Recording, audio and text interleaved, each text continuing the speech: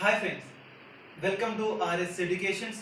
Guys, అందరికీ కూడా మనకి ఫస్ట్ ఇప్పటి వరకు గ్యాప్ వచ్చినందుకు కూడా చూడండి, ఇకపైన ఇటువంటి గ్యాప్ అనేది మన ఛానల్లో ఉండదు. మెయిన్గా తీసుకుంటే ఈ రోజు నుంచి ఒక కొత్త టాపిక్ తోటి మీ ముందుకు ఈ విధంగా ఈ యొక్క వీడియోకి రావడం అయితే జరిగింది. ఏంటి ఆ యొక్క టాపిక్ అంటే కూడా చూడండి, కాంపిటేటివ్ ఎగ్జామ్కి ప్రిపేర్ అవుతున్నటువంటి వారు ఎవరైతే ఉన్నారో వీరందరి కోసము కూడా ఒక నూతనమైనటువంటి ఒక థింక్ అయితే చేయడం అయితే జరిగింది. అది ఏంటి అంటే మనకి ఒక భారత రాజ్యాంగం. చూడండి, ఇండియన్ కాన్స్టిట్యూషన్. భారత రాజ్యాంగానికి సంబంధించినటువంటి ముఖ్యంగా ఏవైతే ఉన్నాయో టోటల్గా ఉన్నటువంటి ఆర్టికల్స్ గురించి అండ్ షెడ్యూల్స్ గురించి కావచ్చు అండ్ పార్ట్స్ టోటల్గా వీటన్నిటి గురించి కూడా ఎవ్రీడే ఒక మనకి మెయిన్గా తీసుకుంటే ఒక ఆర్టికల్ని తీసుకొని దానికి సంబంధించినటువంటి రిలేటెడ్ ఇష్యూస్ అన్నీ కూడా మన ఛానల్లో ఎక్స్ప్లెయిన్ చేయడం అయితే జరుగుతుంది. మెయిన్గా కాన్సెప్ట్లోకి వచ్చేద్దాం. చూడండి గైస్, ఈ రోజున వచ్చేసరికి మనకి ఒక భారత రాజ్యాంగం. మన యొక్క భారత రాజ్యాంగం గురించి చూద్దాం. దీనికి సంబంధించి చూస్తే మన యొక్క హక్కులు ఏవైతే ఉన్నాయి, ప్రతి పౌరుడు కూడా ఈ దేశంలో ఏ విధంగా జీవించాలి అండ్ ఎలా జీవించాలి, తనకున్నటువంటి రైట్స్ ఏంటి అండ్ ఏ విధంగా ఈ యొక్క సొసైటీలో జీవించాలి, కొన్ని విలువలు ఆదర్శాలతో కూడినటువంటి ఒక అంశాలన్నిటినీ కూడా పరిపాలనా పరమైనటువంటి అంశాలు ముఖ్యంగా వీటన్నిటిని కూడా పొందుపరిచినటువంటి ఒక అమూల్యమైనది మనకి మన యొక్క భారత రాజ్యాంగం. విశిష్టమైనది, దృఢమైనది, లిఖిత రాజ్యాంగం, గొప్ప రాజ్యాంగం అని చెప్తారు. అటువంటి ఈ యొక్క రాజ్యాంగానికి సంబంధించినటువంటి క్లియర్ కట్ ఐడియా తోటి మీ ముందుకు రావడం అయితే జరిగింది.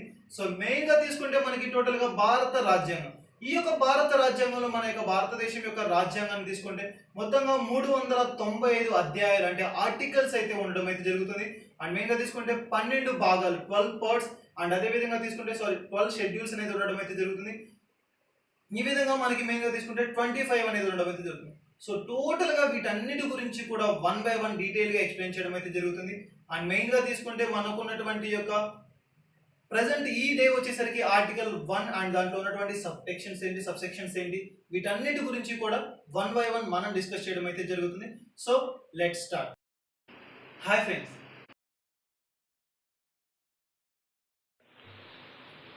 ఓకే. చూడండి, మనకు వచ్చేసరికి ఈ యొక్క భారత రాజ్యాంగానికి సంబంధించినటువంటి టోటల్గా ఉన్నటువంటి 395 ఆర్టికల్స్ అండ్ అదే విధంగా తీసుకుంటే 25 పార్ట్స్ అండ్ 12 షెడ్యూల్స్.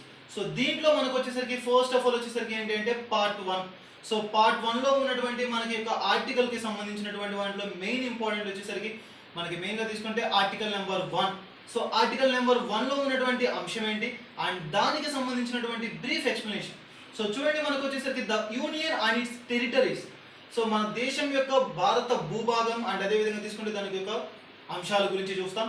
ఈ యొక్క ఆర్టికల్ 1కి సంబంధించి చూస్తే నేమ్ అండ్ అదే విధంగా తీసుకుంటే దాని యొక్క భూభాగాలు, భూమికి ఉన్నటువంటి ఆ యొక్క పేర్ల గురించి చూస్తాం.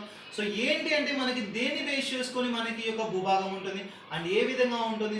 టోటల్ గా తీసుకుంటే ఈ యొక్క ఆర్టికల్ 1లో మనకి దీని గురించి ఎక్స్ప్లెయిన్ చేయడం అయితే జరుగుతుంది.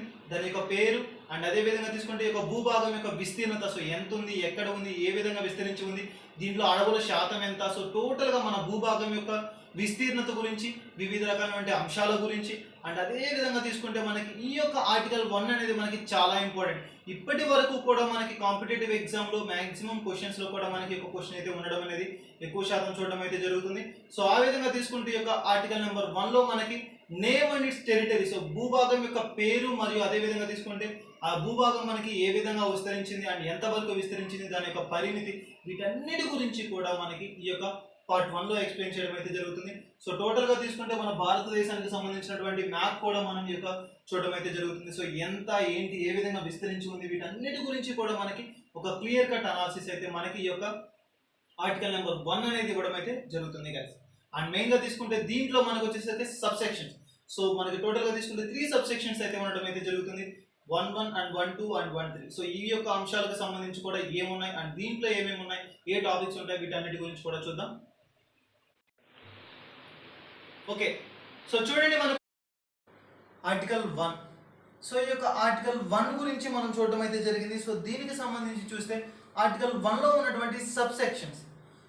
ఆర్టికల్ 1లో ఉన్నటువంటి సబ్సెక్షన్స్ అంటే మనకి subsection 1 and subsection 2 and subsection 3. ఈ యొక్క సబ్సెక్షన్స్ లో మనకి ఏమేమి ఉన్నాయి. ఫస్ట్ సబ్సెక్షన్ తీసుకుంటే మనకి 1 సబ్సెక్షన్ 1 తీసుకుంటే మనకి నేమ్ అండ్ ఇట్స్ టెరిటరీ. మనకి దాని యొక్క పేరు మరియు భూభాగం. భారతదేశం యొక్క పేరు మనకి ఏ విధంగా వచ్చింది అండ్ అదే విధంగా తీసుకుంటే భూభాగం. టోటల్ గా చూడండి, మనకి మొత్తం భూభాగం ఈ యొక్క టోటల్ భూభాగం అనేది మనకి ఎంత అండ్ ఏ విధమైనటువంటి విస్తీర్ణతను కలిగి ఉంది అనేది ఒక అంశం. అండ్ అదే విధంగా తీసుకుంటే మన యొక్క భారతదేశం. సో చూడండి, ఇండియా అని చెప్తున్నాం. ఇండియాకి ఆ నేమ్ ఎలా వచ్చింది, ఏ విధంగా మనం చేయడం అయితే జరిగింది. సో చూడండి, మనకి బ్రిటిషర్స్ అనేవారు కూడా మన భారతదేశాన్ని వదిలి వెళ్ళే నాటికి కూడా మనకి దీని పట్ల ఒక స్పష్టమైనటువంటి అవగాహన అయితే లేదు. కారణం వారి యొక్క తర్వాత మనకి దీన్ని క్లియర్ కట్ గా మనకి చేయడం అయితే జరిగింది. సో మెయిన్ గా తీసుకుంటే మనకి ఇండియా దట్ ఈస్ భారత్ అని చెప్పి ఒక నేమ్ మీద మనకైతే రావడం అయితే జరిగింది. అదే విధంగా చూడండి గైస్, మనకి ఇటీవల కాలంలో కూడా చూస్తాం ఈ యొక్క భారతదేశానికి మనకి ఇండియా అనే నేమ్. ముఖ్యంగా చూడండి, ఈ యొక్క ఇండియా ఎలా వచ్చింది, ఏ విధంగా వచ్చింది అంటే మనకి ఇటీవల కాలంలో చరిత్రకు సంబంధించి తీసుకుంటే, సో హిస్టరీకి సంబంధించి తీసుకుంటే మనకి ఏ విధంగా ఉంది అంటే ఇండస్ వ్యాలీ సివిలైజేషన్. ప్రతి ఒక్కరు కూడా విని ఉంటారు మన యొక్క సింధు నాగరికత కాలం. సో మన భారతదేశానికి వచ్చేటువంటి మొట్టమొదటి ప్రజలు ఎక్కడ నివసించారు అంటే మనకి ఇండస్ వ్యాలీ సివిలైజేషన్, సింధు పరివాహక ప్రాంతాల్లో నివసించినటువంటి వారిని బేస్ చేసుకొని మనకి ఇండియా, ఇండస్ అనే ఒక, ఈ ఇండస్ కి సంబంధించి భారత్ అనే ఒక దాని నేమ్ మీదకి మనకి ఒక భారతదేశం అనేటువంటి పేరు అయితే రావడం అయితే జరిగింది. సో ఇది మనకి ఆర్టికల్ 1 లో ఉన్నటువంటి సబ్సెక్షన్ 1 లో మనకి ఈ యొక్క పేరు మరియు యొక్క దాని యొక్క భూభాగం గురించి అంటే భూభాగం పరిమితి గురించి కావచ్చు, ఏ విధంగా ఉంటుంది, ఎంత ఏంటి, అడవి విస్తీర్ణం, ఇట్లా టోటల్ గా వీటన్నిటి గురించి కూడా మనకి ఆర్టికల్ 1 సబ్సెక్షన్ 1 అనేది ఎక్స్ప్లెయిన్ చేయడం అయితే జరుగుతుంది. సో చూడండి, మనకి సబ్సెక్షన్ 1 గురించి చూడడం అయితే జరిగింది ఆర్టికల్ 1 లో ఉన్నటువంటి. నెక్స్ట్ వచ్చేసరికి ఆర్టికల్ 1 లో ఉన్నటువంటి సబ్సెక్షన్ 2. సో ఈ యొక్క ఆర్టికల్ 1 లో ఉన్నటువంటి సబ్సెక్షన్ 2 మనకి దేని గురించి వివరిస్తుంది అంటే భారత భూభాగాల గురించి, మన యొక్క టెరిటరీస్ గురించి, అంటే ముఖ్యంగా తీసుకుంటే ఈ యొక్క టెరిటరీస్ కి సంబంధించినటువంటి అంశాల గురించి మనకి వివరించడం అయితే జరుగుతుంది.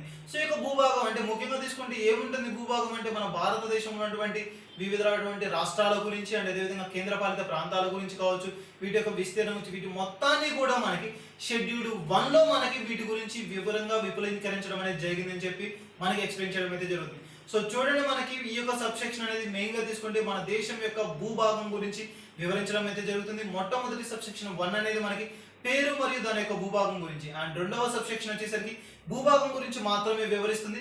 అండ్ అదే విధంగా తీసుకుంటే ఇది మనకి దేనిలో పొందుపరిచారు అంటే మనకి షెడ్యూల్ 1 లో దీని యొక్క విషయం గురించి మనకి పొందుపరచడం అయితే జరుగుతుంది. షెడ్యూల్ 1 అండ్ అదేవిధంగా పార్ట్ 1 లో కూడా దీనికి సంబంధించినటువంటి అంశాలను పొందుపరచడం అయితే జరుగుతుంది. సో చూడండి గాయస్, మనకి మెయిన్ గా అబ్జర్వ్ చేయాల్సింది ఏంటి అంటే ఈ యొక్క సబ్సెక్షన్స్ ఎన్ని ఉన్నాయి అండ్ అదే విధంగా తీసుకుంటే ఈ యొక్క సబ్సెక్షన్ ఉన్నటువంటి టాపిక్ ఏంటి, నేమికి సంబంధించినటువంటి టాపిక్ అండ్ ఏ విధంగా ఉంది అండ్ అదే విధంగా తీసుకుంటే భూభాగానికి సంబంధించినటువంటి టాపిక్, ఇలా మనకి ఈ యొక్క ఉండడం అయితే జరుగుతుంది. అండ్ మెయిన్ గా తీసుకుంటే ఈ యొక్క సబ్సెక్షన్ 2 అనేది ఈ యొక్క షెడ్యూల్ 1 లో ఉన్నటువంటి భూభాగం గురించి, దాని యొక్క విశిష్టతమైనటువంటి అంశాల గురించి, ఏ విధంగా భూభాగం ఉంటుంది అండ్ మన భారతదేశంలో ఉన్నటువంటి అటవీ విస్తీర్ణం గురించి కావచ్చు, అటవీ సంపద గురించి కావచ్చు, మన దేశంలో ఉన్నటువంటి టోటల్ వివిధ రకాలైనటువంటి వీటన్నిటి గురించి కూడా, సో ప్రతి ఒక్కటి కూడా, సో చూడండి మనకి ఒక మ్యాప్ ని బేస్ చేసుకొని ఎవ్రీథింగ్ కూడా మనకి ఇందులో మనకి ఎక్స్ప్లెయిన్ చేయడం అయితే జరుగుతుంది. సో ఇది మనకి యొక్క సబ్సెక్షన్ 2 కి సంబంధించినటువంటి అంశాలు. స్టార్ట్. సో చూడండి, మనకి సబ్సెక్షన్ 1 అండ్ సబ్సెక్షన్ 2 గురించి డిస్కస్ చేసాం. అండ్ నెక్స్ట్ వచ్చేసరికి మనకి సబ్సెక్షన్ 3. సో ఈ యొక్క సబ్సెక్షన్ అనేది మనకి టోటల్ గా ఉన్నటువంటి మన యొక్క భూభాగాలు ఎన్ని విధాలుగా ఉంటుంది అని చెప్పి ఒక కీలకమైనటువంటి అంశం and most important subsection article 1 లో తీసుకుంటే. సో దీంట్లో మనకి ఏంటి అంటే మొత్తంగా 3 రకాలుగా ఉండడం అయితే జరుగుతుంది. ఏ విధంగా అంటే మనకి చూడండి, రాష్ట్రాలు, రెండవది కేంద్రపాలిత ప్రాంతాలు అండ్ మూడవది వచ్చేసరికి వివిధ రకాలైన ప్రాంతాలు, అంటే రిమైనింగ్ ప్లేసెస్ ఏవైతే ఉన్నాయో, అదర్ ఇష్యూస్ ఏవైతే ఉన్నాయో వాటన్నిటిని కూడా 3వ భాగంగా తీసుకోవడం అయితే జరుగుతుంది. సో టోటల్ గా తీసుకుంటే మన యొక్క రాష్ట్రాలు 3 కూడా మనకి ఏ విధంగా నుంచి ఎక్స్ప్లెయిన్ చేసిన మన టోటల్ గా ఉన్నటువంటి రాష్ట్రాల సంఖ్య గురించి అండ్ అదే విధంగా తీసుకుంటే యొక్క కేంద్రపాలిత ప్రాంతాల గురించి అండ్ రిమైనింగ్ ప్రాంతాలు ఏవైతే ఉన్నాయో వీటన్నిటి గురించి కూడా మనకి 1 by 1 మనకి ఇక్కడ డిస్కస్ చేయడం అయితే జరుగుతుంది. మోస్ట్ ఇంపార్టెంట్ మనకి యొక్క రాష్ట్రాలకు సంబంధించినటువంటి అంశాలు ఏమైనా ఉన్నా కానీ అండ్ అదే విధంగా తీసుకుంటే ఎవ్రీ డే కూడా ఈ యొక్క రాష్ట్రాలకు సంబంధించి కావచ్చు, కేంద్రపాలిత ప్రాంతాలకు సంబంధించిన అంశాలు కావచ్చు, పొలిటికల్ అంటే పొలిటికల్ పరంగా పాలిటీకి సంబంధించినటువంటి ఏవైతే ఉన్నాయో డైలీ కరెంట్ అఫైర్స్ లో మనకి మోస్ట్ ఇంపార్టెంట్. సో మెయిన్ గా పాలిటీలోకి వచ్చేద్దాం. సో పాలిటీలో తీసుకుంటే మనకి ఒక రాష్ట్రాలు అండ్ ముఖ్యంగా చూడండి union and its territory. Most main గా తీసుకుంటే మనకి ఏంటి అంటే మొట్టమొదటి ఆర్టికల్ దేని గురించి చెప్తుందంటే యూనియన్ అండ్ ఇట్స్ టెరిటరీ, అంటే మన భారతదేశం అండ్ దాని యొక్క భూభాగం గురించి చెప్తుంది.